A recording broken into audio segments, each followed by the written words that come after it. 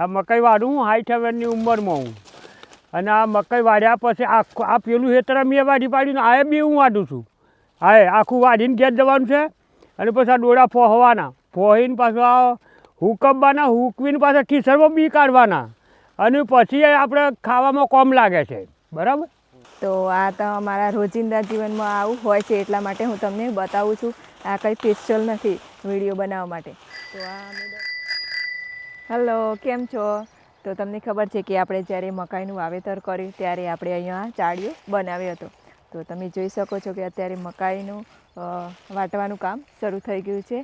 તો આજે હું તમને તે બતાવીશ, તો વિડીયોને પૂરું જોજો. તો ચાલો હવે શરૂ કરીએ. તો જ્યારે મકાઈ વાવી ત્યારે આપણે આ ચાળિયો બનાવ્યો હતો, જેમ કે આ રીતના હલતું હતું અને અત્યારે પણ જે આ જ રીતના છે. તો આપણી મકાઈ પાકી ગઈ છે. તો હવે આપણે તેને કટિંગ કરવાના છીએ. તો સૌપ્રથમ કે અહીંયા કાકા પણ વાટે છે, પરંતુ આપણે ખંજવાળ ના લાગે એટલા માટે આપણે શર્ટ પહેરી દઈએ. તો શું છે કે આમ આપણે શર્ટ પહેરી દઈએ તો આપણને ખંજવાળ પણ ના આવે અને સારું રહે. તો હવે આપણે કટિંગ કામ કરીશું, કેમ કે મકાઈનું કામકાજ ચાલે છે એટલે મને થયું કે તમારી જોડે પણ આ થોડું બતાવું. તો આ રીતના રાડાને પકડી લેવાનું, પછી આપણે આમ કટ કરવાનું. આ જે મકાઈ છે તે 4 મહિનાની અંદર તૈયાર થઈ જતી હોય છે. તો આમ પાથરા પાડવાના એટલે લાઈનસર રાડા મૂકી દેવાના, પછી તેને દોડા ભાગવાના હોય એટલે એક સરખું મૂકવાનું હોય છે.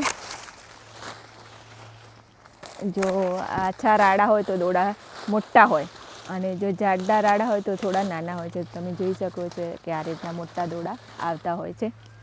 તો આખા જ ખેતરની અંદર આમ કટિંગ કરવાનું હોય છે.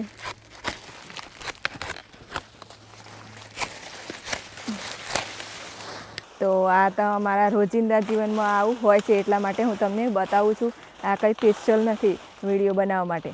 તો આ અમે દરરોજ આવું કરતા હોઈએ છીએ અને પછી અમે વિડીયો બનાવીએ છીએ. તો અમારે અહીંયા સોમકાકા પણ વાટવા આવ્યા છે મકાઈ.